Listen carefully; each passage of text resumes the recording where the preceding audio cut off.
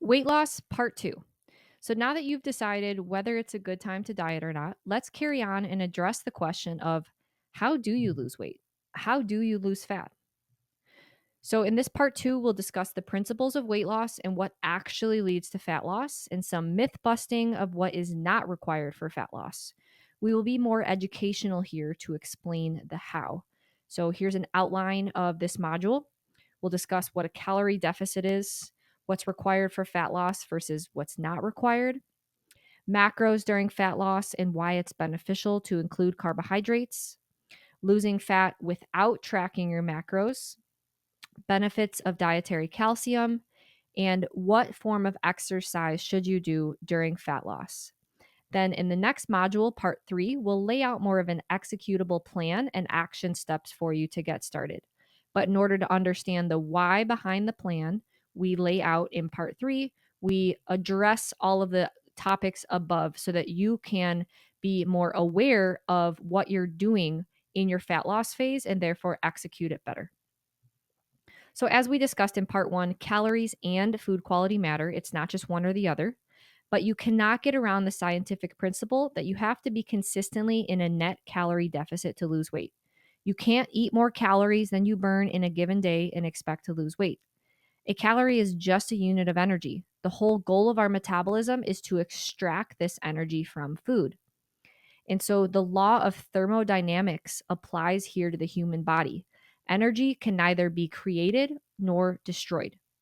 So here's a quote about the law of thermodynamics. Quote, the concept of energy balance is based on the fundamental thermodynamic principle that energy cannot be destroyed and can only be gained, lost, or stored by an organism. Energy balance is defined as the state achieved when the energy intake equals energy expenditure. This concept may be used to demonstrate how body weight will change over time in response to changes in energy intake and expenditure. When the body is in energy balance, body weight is stable. Humans take in energy through the intake of food and drink and expend energy through the resting metabolic rate, the thermic effect of food, and physical activity. End quote.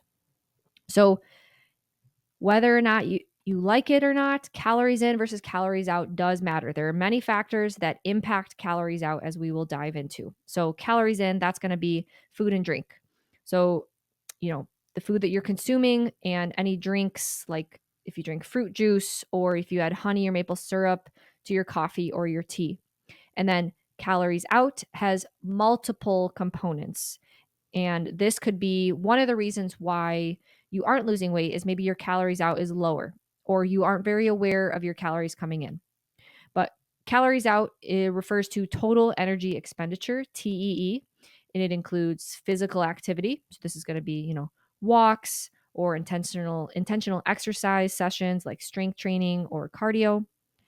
Second is resting metabolic rate. And so this is what this course is all about, your metabolism, how good your body is at producing energy and using energy.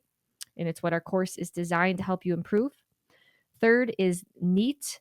This stands for non-exercise activity thermogenesis. So this is like somewhat unplanned and unstructured low-level physical activities. So think of like twitching, random movements when you're sitting in your chair, like shaking your leg, or like walking around the house. And the last component is diet induced thermogenesis. So, this is the calories your body burns and utilizes to break down the food that you eat. So, remember, everything in your body requires energy. So, even breaking down the food that you consume. So, these four things add up to your calories out. And so, to lose weight, you have to be using more of the energy resources than what you're putting in. If the calories in are higher than calories out, then your body has to store that energy somewhere, like in fat. So remember, law of thermogenesis, energy can neither be created nor destroyed. So if you're consuming more calories in than you're burning, then that has to be stored somewhere in your fat. Think of it like a bank account. Except for fat loss, we want to do the opposite of what you want to do when making money. So some people in the health space will say that calories don't matter, and that is just false. It's just not true. Now, you technically don't have to track your food or your calorie intake in order to lose weight because your food choices may just put you in a calorie deficit. But you do need to be in that calorie deficit. And tracking your food is a tool to ensure that you are in a deficit. It takes the guessing game out of it and helps you actually move towards your goal. Now, perimenopause, menopause, hormone issues, thyroid issues, they don't negate a calorie deficit. So having those things doesn't mean that a calorie deficit doesn't apply to you. However, creating a calorie deficit may be harder during these times because you may have to eat lower calorie in order to actually enter a calorie deficit. And eating low calorie is hard because who doesn't like to eat food? But a true calorie deficit will always lead to fat loss. Studies in metabolic wards where they control the energy intake of the research subjects, where, their meals are prepared, their calories and macros are accounted for, they consistently show that weight loss always results from a calorie deficit. Every single metabolic ward study ever performed has shown that a calorie deficit is what drives fat loss. Calories certainly matter. You can't just not consider calorie intake and eat endless quantities of food. That energy has to be stored somewhere. However, the state of our metabolism matters a lot, as having a higher metabolic rate means that we will burn more calories naturally at rest, meaning we can increase our calories out and tip the scale. So, having a higher metabolic rate means that we can diet and lose fat, eating more calories, so higher calories in, than relative to someone who has a lower metabolic rate. And the whole point of our cumulative course is to help you improve your metabolism. So dieting will be so much easier and healthier when you are at a good place metabolically. So we should first focus on things that help us increase our calories out so that calories in don't have to be drastically low in order for you to enter a calorie deficit. Now, along the same lines, how we fill those calories that we're consuming and the type of food that you choose, of course that matters. Focusing on consuming nutrient-dense food can help increase the amount of calories you burn in a day, for example, as it can improve your metabolism and how your body uses and burns energy. Nutrient deficiencies are well documented to slow the rate of energy production. So, specific micro or macronutrients, dietary patterns, or both may modulate the metabolic pathways that may alter nutrient and energy partitioning. So, yes, what you eat matters, but you can't just eat good food in excess and expect weight loss. Eating good food can make weight loss easier. Your food choices will also impact how you will feel. So, processed food, which is very calorie dense, it can be very easy to overconsume relative to real food and home cooked meals. Using a ton of processed foods for your calories can make it really hard to stick to your diet because it's very little volume. Now, food with some fiber can help us feel more full when we're in a calorie deficit, just making it easier to stick to your diet. So, we want to make sure that we are eating an appropriate amount of calories for our body and goals and ensure that we are making good food choices and getting all our micronutrients in. Now, let's address this carb debate. So, I can eat carbs and lose weight. I thought carbs raised insulin, which inhibits fat loss. One of the biggest nutrition myths out there is that you can't lose weight while consuming carbs. Yes, carbs increase insulin levels after a meal, which inhibits fat oxidation, fat burning, for a very short period of time after a meal. But isn't the day 24 hours? This doesn't make you fat. Did you know that dietary protein also spikes insulin? So, following the above carb logic about insulin, does dietary protein cause fat gain? No. Gain or loss of body fat is determined by how much fat is stored versus how much fat is oxidized over the course of a day and then consistently for a period of time. We don't permanently store any food that we consume. Our body is dynamic. So think of your body like an Amazon fulfillment center.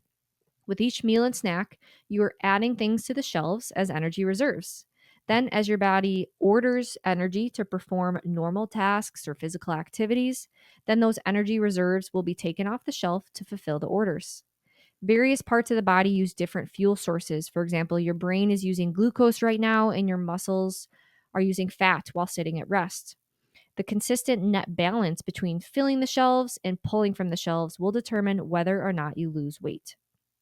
When we do not consume enough calories to meet our body's needs, so eat in a calorie deficit, when we do that over the course of a day and week to week, our body will have to tap into our fat stores and will oxidize that fat to meet the energy demand.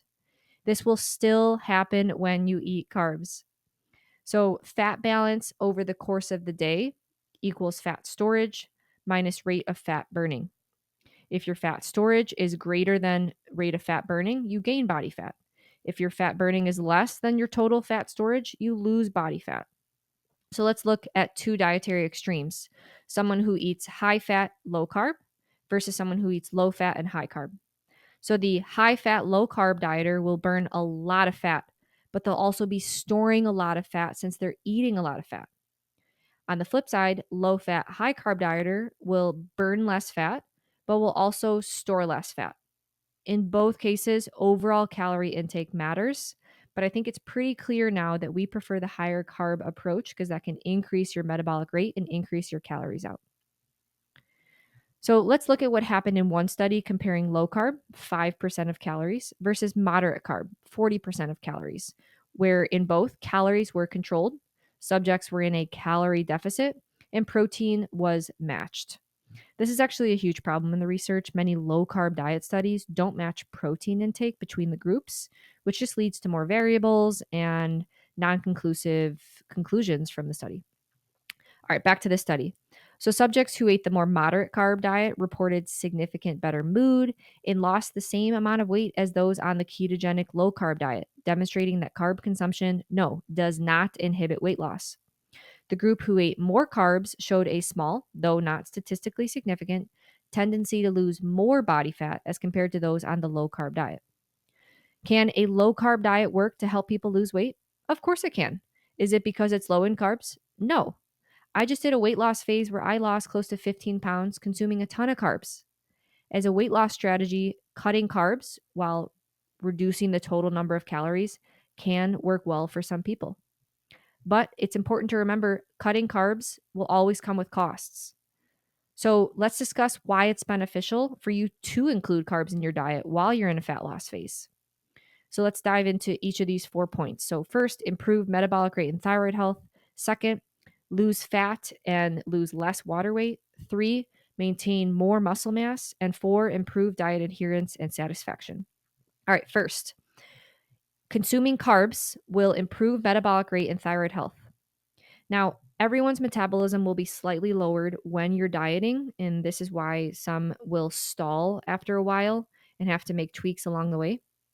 But consuming carbs while eating in a calorie deficit will lead to less of a metabolism reduction due to higher thyroid functioning. Research has shown that maintaining carbohydrate intake during a calorie deficit helps sustain T3 levels, which is essential for overall metabolic health. Here's a quote from the research.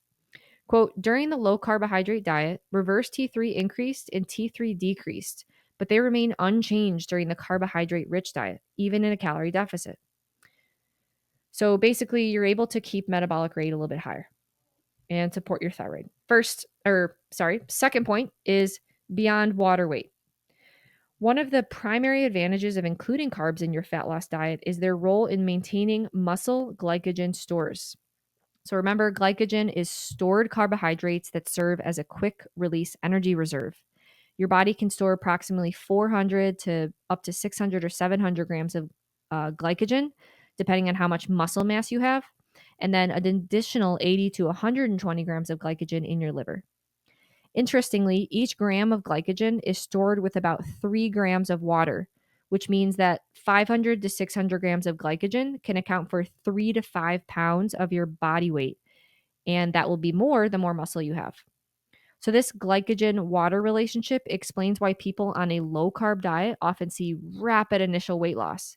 As the body burns through your stored glycogen, since you are consuming carbs dietarily and your body needs carbs, the body will then release that stored glycogen and release the water that's stored with it, leading to a quick drop in scale weight.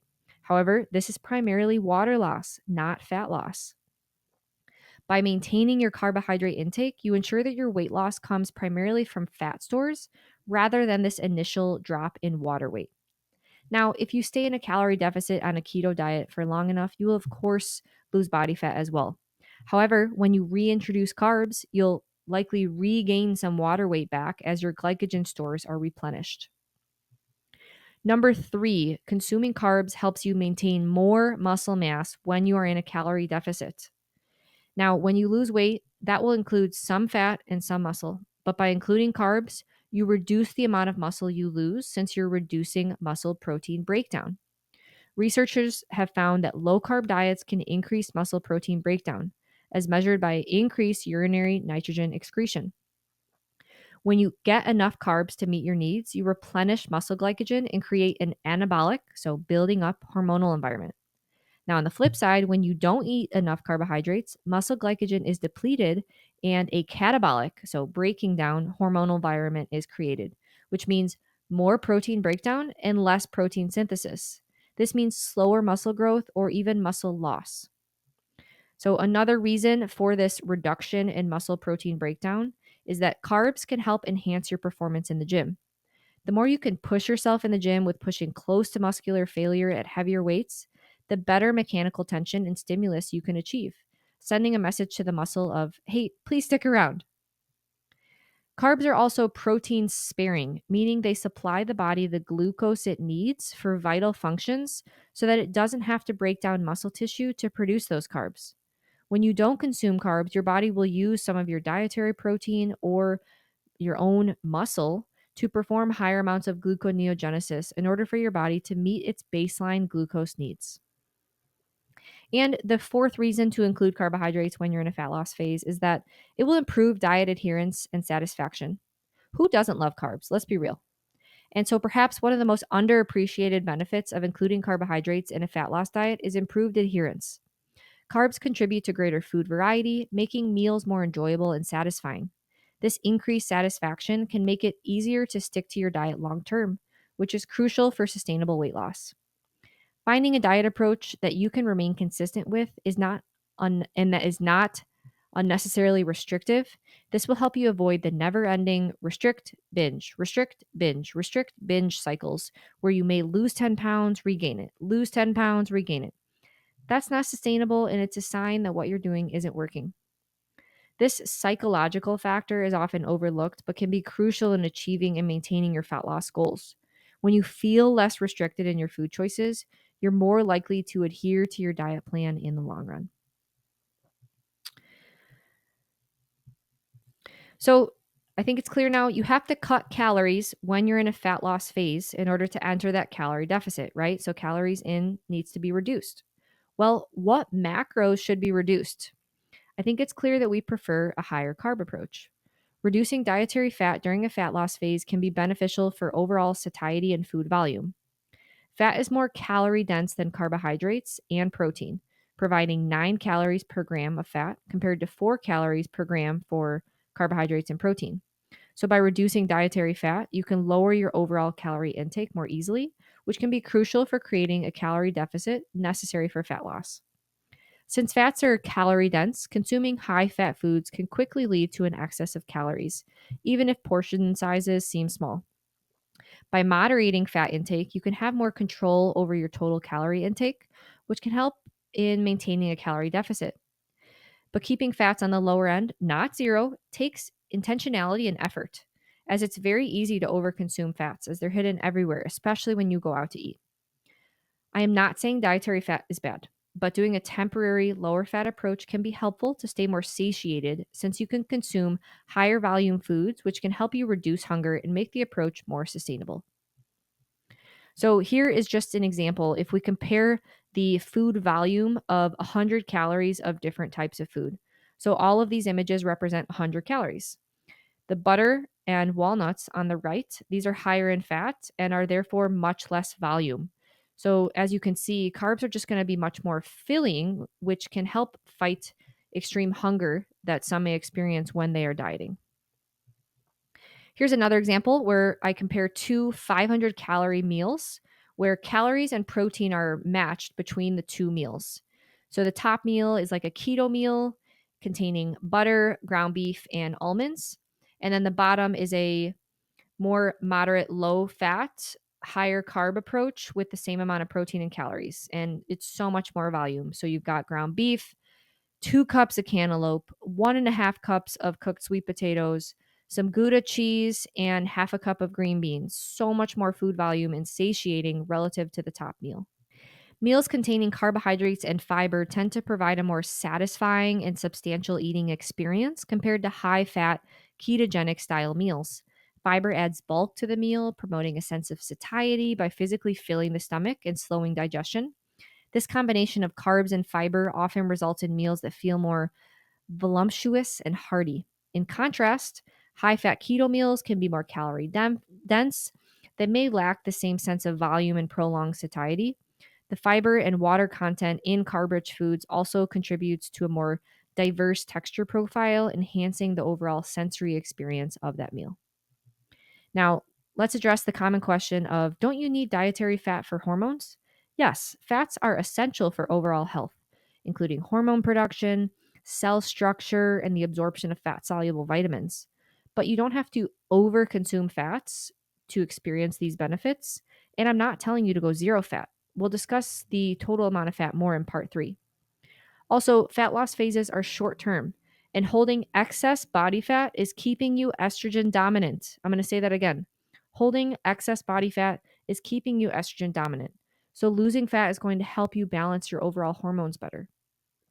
While this does not mean you should eliminate all fats, reducing dietary fat intake can help you make your temporary lower calorie diet more sustainable and achievable. Now, if the concept of macros is still just really overwhelming to you and you really don't want to track your macronutrients during a weight loss phase, I created a visual guide or framework to help support your current goal of weight loss without having to track or measure. So you can find this PDF in the resource section, and we call it the plate diet, since it can help you build each meal visually with the different macronutrient components. This is more vague, but it can help you build lower calorie, nutrient dense, filling meals by paying attention to the different macronutrient contents and how much space they take up on your plate. So it will essentially help you enter a calorie deficit. I'll cover this more in depth in part 3. So, no, you technically don't have to track your macros in order to enter a calorie deficit and lose weight if you follow structures like this. However, it's important to keep in mind and ask the questions of, how do you come out of a fat loss phase like this? Because we don't want to stay in a fat loss phase for forever. There are health consequences of chronically undereating. You'll want to find your new maintenance calories after your cut to help you better understand your energy needs to avoid that low energy availability state. So we've talked a lot about calories coming in, but in addition to a calorie deficit and hitting your daily calories, you'll also want to hit a daily step goal. So now we're kind of looking at the calories outside of this equation. The natural response of your body when you consume lower calories is to downregulate your metabolism. Your body will try to reduce activity so that it adjusts to the lower energy reserves. So it is very important to counteract that and keep calories out consistent by hitting your daily step goal. All right, so hopefully by now it's clear that a strong metabolism, eating whole foods, cooking your meals, consuming carbs, having a daily step goal, and achieving a calorie deficit are important factors for fat loss. Now, on the right side, items that are not required for fat loss, despite what the crazy health world may say, includes removing carbs, intermittent fasting, dietary extremes, arbitrary diet rules. Of course, one can lose weight and fat utilizing these things, but they aren't necessary. So now let's discuss some bonus factors we strongly believe will help improve your results. And that's having muscle mass and strength training, implementing zone 2 cardio, including dietary calcium, eating a low PUFA diet, and doing some lymph support. So again, let's return back to the energy scale, and we're going to talk about the calories out. So we need to be able to tip the scale so that your body needs to tap into your own fat stores in order to get the energy it needs to perform the functions. And again, this can be accomplished by reducing calorie intake and or increasing your activity levels, which increases the energy demands for your body. You can technically not do any exercise and eat low enough calories that you enter a calorie deficit, but that's far from ideal. Building some muscle will help us increase our energy expenditure and improve our metabolic rate, increasing the amount of calories your body burns at rest.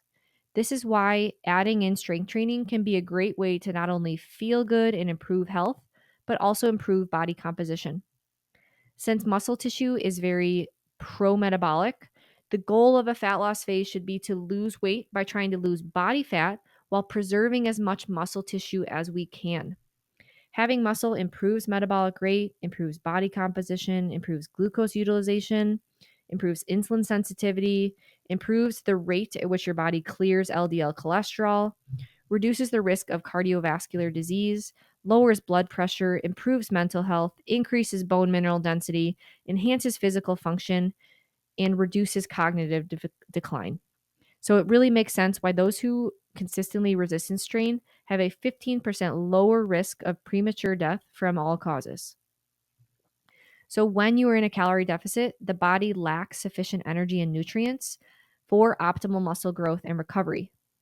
Your body has less recovery resources, which are calories. Building muscle requires maintenance or surplus resources in order to synthesize new tissue and fuel that muscle protein synthesis. And with more muscle mass on you, which is a metabolically active tissue, more energy is required for daily activities like walking. So, in a calorie deficit, the body is smart. It knows that there are less calories coming in. So, it's going to prioritize essential functions and may even break down existing muscle for energy. The state of limited recovery resources makes it challenging to achieve significant muscle gains during a fat loss phase because the body's kind of more focused on conservation rather than growth. So, you will build more muscle when you're at maintenance or a very small calorie surplus. But this means that we need to be very intentional with our exercise during a fat loss phase. The research is very clear. The best way to hold on to as much muscle mass when we're in a fat loss phase is to strength train, not perform excessive amounts of cardio.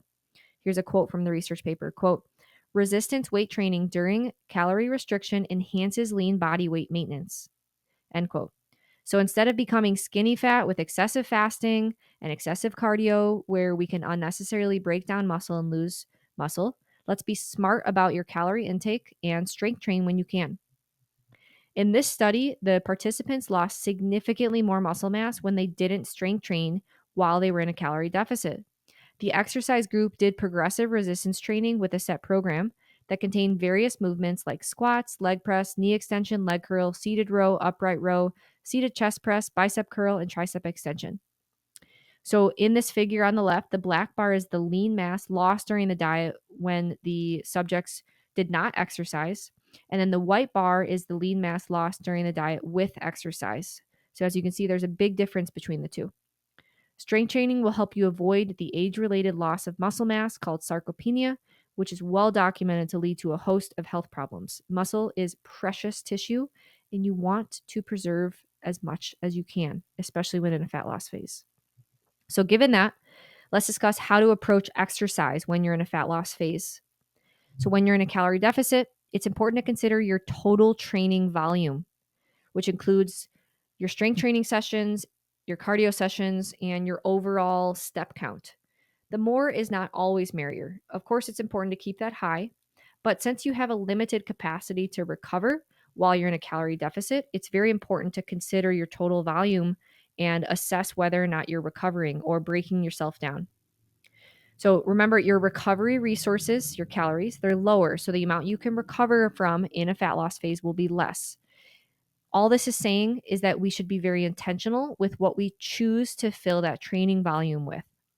So I believe that the optimal exercise routine when you're in a fat loss phase is strength training 2 to 3 sessions per week, 1 to 3 zone 2 cardio sessions, and hitting a daily step goal. That's going to really help you keep your muscle mass. Now, when it comes to strength training, you don't have to change how you strength train when you're in a fat loss phase. And you do not, and you should not switch to lighter weights and higher reps, like 20, 30, 40 reps. In fact, the research shows you should do heavier weights and fewer sets. Because again, when you're in a calorie deficit, chances are you're not really going to gain much muscle, if any. Your priority should be to hang on to the muscle you already have. And you need to lift heavy weights and train close to failure to send a strong enough signal to the muscle of, hey, I need you to stick around, please. And so that stimulus on the muscle is much higher when you take your sets close to failure relative to sets where it's light, fluffy, high volume. And the more sets you do, so 3, 4, 5 working sets, the more fatigue you generate and the less stimulus you're generating in your muscle. You don't need to do a bunch of sets. The sets that you do, 1 to 2 working sets, make those count. If you do switch to light weights and circuits, you could end up losing more muscle mass on your cut. So instead, I suggest you perform a few warm up sets and then 1 or 2 working sets where you're pushing close to or right at failure. And something that's important to keep in mind is that the research shows that it takes very little training volume to maintain your adaptations. That doesn't mean you shouldn't strength train, but you don't need to go overboard to maintain your muscle mass. So I believe in a lower volume, higher intensity, pushing closer to failure is best during a fat loss phase. Now let's transition to zone 2 cardio. I think that including strength training and zone 2 cardio can be beneficial, not on the same day. I think they should be separated. But including zone 2 cardio can help improve and accelerate your fat loss journey. You can still lose weight without including it. You don't have to do zone 2, but it is a valuable tool. And let's discuss why. So zone 2 is a moderate intensity cardio session where you're working at about only 60 to 70, maybe 75% of your max heart rate. So it's a form of cardio that you can perform for 20 to 40 minutes straight. So it's not super intense. At this intensity, your body primarily uses fat as a fuel source rather than carbohydrates. And this is due to the fact that fat metabolism becomes more efficient when you're exercising at a moderate intensity. My favorite way to do zone 2 is incline treadmill walking. Incline 4, speed 4 puts me in zone 2. You can also do a light jog or a moderate speed on a spin bike, really any form of cardio where you can slightly hold a conversation. If it's starting to get tough and you're huffing and puffing, that may be a sign that you may not be in zone 2. So it should be a little bit tough. You should be able to breathe through your nose and just barely hold a conversation. Zone 2 can help in the final stage of fat burning by helping with beta oxidation. So at zone 2 intensity, your body is working hard enough to use fat as a primary fuel source, but not so hard that it relies on carbohydrates. And so this creates an optimal environment for enhancing the body's ability to oxidize fat. Performing zone 2 leads to physiological adaptations that improve the body's ability to transport and oxidize fat, leading to more efficient fat burning. Plus, this lower intensity cardio is much less taxing on your body and joints with less fatigue, and therefore easier to recover from during a fat loss phase, a time when resources are already low due to the lower calorie consumption. Now, HIIT and sprints can be used, but these can use up more of your recovery resources, which can negatively impact how much total training volume you can recover from. So you can definitely add them in, but just be mindful of your recovery and your total training volume. All right, let's discuss another thing that you can include in your fat loss phase that may improve your results, and that is including dietary calcium, specifically dairy. And including dairy in your diet can improve your calories out and enhance fat loss. Of course, you still need to be in a calorie deficit. You can't get around that point.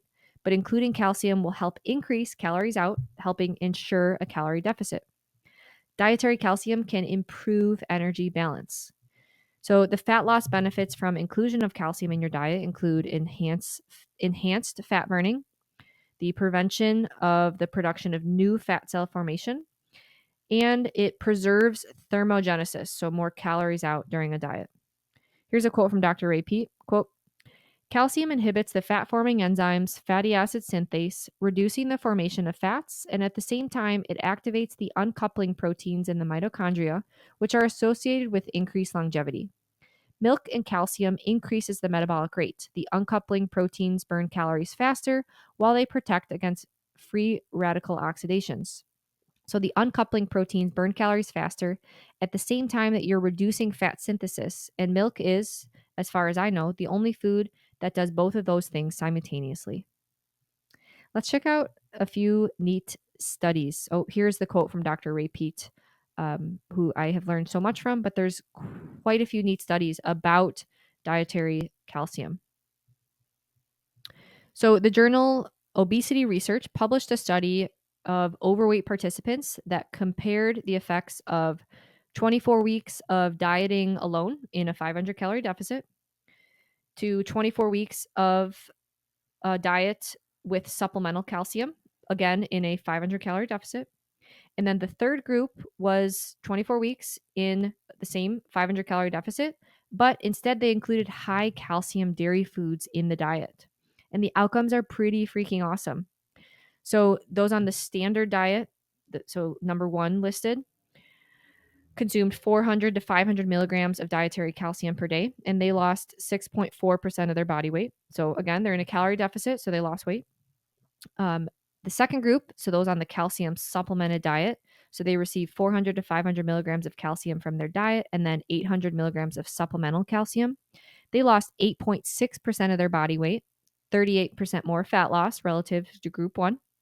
And then the third group, the high calcium food group, they consumed 1,200 to 1,300 milligrams of calcium from dairy products and other calcium rich foods dietarily, and they lost 10.9% of their body weight. They had 64% more fat loss relative to group one. In a different study, increased dairy intake while in a calorie deficit resulted in greater loss of body weight and fat mass while preserving more lean mass. So here's a quote from this paper. Quote, however, we have demonstrated that 1,25 dihydroxy vitamin D3 is a potent mediator of human adipocyte lipid metabolism that exerts a coordinated stimulation of lipogenesis and inhibition of lipolysis, thereby resulting in an expansion of adipocyte triglyceride stores and adipose tissue mass. As a consequence, the suppression of 1,25 dihydroxy vitamin D3 with high calcium diets would be anticipated to reduce adipocyte and intracellular calcium, decrease lipogenesis, and increase lipolysis, thereby exerting an anti-obesity effect, end quote. So another cool thing about this study was that there was a difference in fat loss in the belly region. So the percentage of belly fat loss was higher for those with the higher intake of dietary calcium. Belly fat loss represented 19% of the total fat loss on the low calcium diet and 50.1% on the calcium supplemented diet and 66.2% on the high calcium foods diet. In this meta-analysis, the researchers concluded that the scientific data demonstrates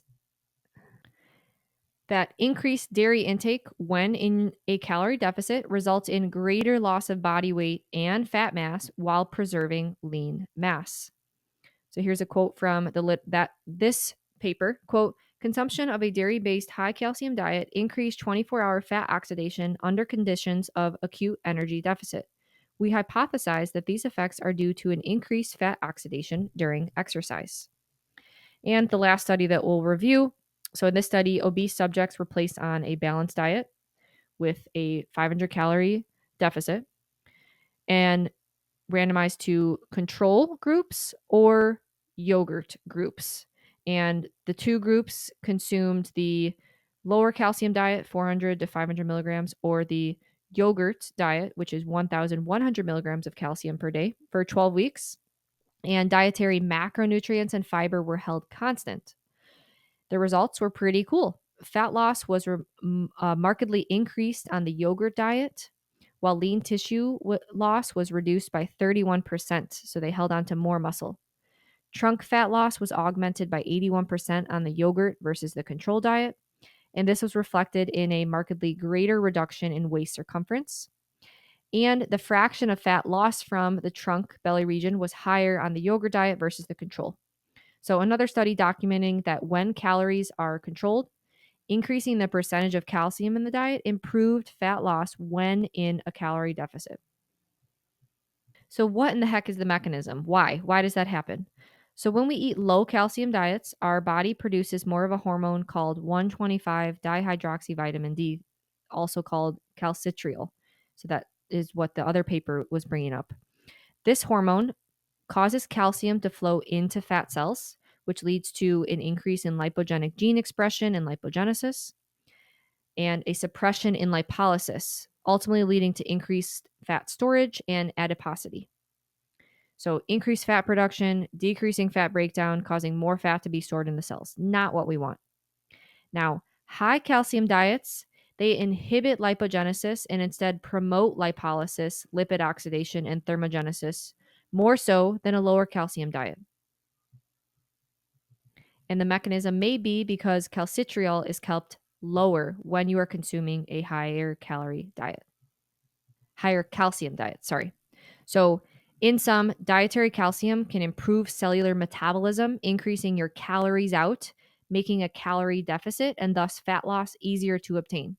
And the research continuously shows that dairy is more effective than supplemental calcium in this regard. Now, you can avoid a calorie deficit, but including dairy in our diets can help us improve fat loss since it helps preserve thermogenesis during calorie restriction. The effects appear to be larger when you are in a calorie restricted state. Now, it's always important to just be mindful because full fat dairy products can add up in calories. And so just be mindful of including appropriate amounts for your macronutrient targets. All right, the next thing that can improve the success of your fat loss is to consume a lower PUFA polyunsaturated fatty acid diet. So, excessive PUFA consumption is known to slow the metabolic rate, meaning we would have to consume fewer calories in order to enter a calorie deficit. Now, this is very well established in the hibernation literature for mammals. So, think of what a squirrel eats when it wants to fatten up and slow their metabolic rate before they hibernate for winter. Nuts. So, keeping our polyunsaturated fatty acid consumption and being mindful of our total PUFA intake and keeping that as low as we can be helpful in improving the efficacy of your fat loss phase. And the last thing that can improve your fat loss phase, not necessarily in improving the total amount of fat you lose or the total amount of weight you lose, but it can improve your experience and health during your fat loss phase, and that is sweating and lymph support. So when you lose fat, your body can release toxins. Fat cells or adipocytes, they store various substances, including fat-soluble toxins like pesticides, heavy metals, and certain pollutants. So when you lose fat, these stored toxins can be mobilized and released into the bloodstream. Lymph support can help your body move those toxins through you. Plus, as your body loses fat, your body replaces some of that space with water. So it doesn't like void spaces, right? So think about like where you have a lot of fat in your body, the body wouldn't stand structurally well if that fat just completely went away. So at first, your body replaces that with water to avoid void spaces. And this is well documented in the Minnesota starvation experiment when the percentage of water of the body increased initially as they entered their fat loss phase. So it can be important to support your lymph to encourage water movement and flow. Also, your dietary fats are transported from your adipose tissue to your bloodstream through the lymph. So, examples of lymph support include rebounding, walking, shaking the tree, where you stand there and just like bounce up and down, dry brushing, gua sha, choosing 1 to 2 of those that work well for you. Sweating is another great way to get those toxins out. So, a sauna session can help. However, you will likely sweat a little bit during your zone 2 cardio sessions, killing 2 birds with 1 stone. All right, let's wrap it up. So, in order to lose weight, you have to be in a calorie deficit, meaning your body is burning more calories than what is coming in. And no one is going to do the work for you. You have to put in the work and be consistent. There is no magic pill or shortcut. So, fat loss musts, calorie deficit, daily steps, which will increase and keep your calories out constant. So that way your body doesn't down regulate and adjust to the new calories coming in. Number 3, whole foods, cooking most of your meals, and this will allow you to better control your calories in. Number 4, a pre-sleep routine, which will help you function better day to day and make you feel better while you're in a calorie deficit. And then some bonus things that will help improve the efficacy of your fat loss phase. Strength training, I really view this as a must, but you can lose weight without strength training. It's just going to help. And so this will help you increase your calories out and your basal metabolic rate. And it'll also help you hold on to as much muscle mass as you can, which is better for body composition, overall health, and metabolism. Number 2, zone 2 cardio, which will help you with fat oxidation and increase your calories out. Number 3, a lower PUFA diet, which will help you keep your metabolic rate higher, again, increasing calories out. and a higher calcium intake, which will help you increase fat oxidation and increase calories out. So a lot of those research studies were showing like 1,200 to 1,500 milligrams for dietary calcium intake when in a calorie deficit. And then these last two here, lymph support and sweating, these won't help you lose fat, but they can help you feel better during your cut since you'll be releasing stored toxins in your body fat. So as you're losing body fat, you can help flush these toxins out by giving your lymph some lovin'. So next module, part 3, we'll discuss action steps and implementation to get your fat loss phase done.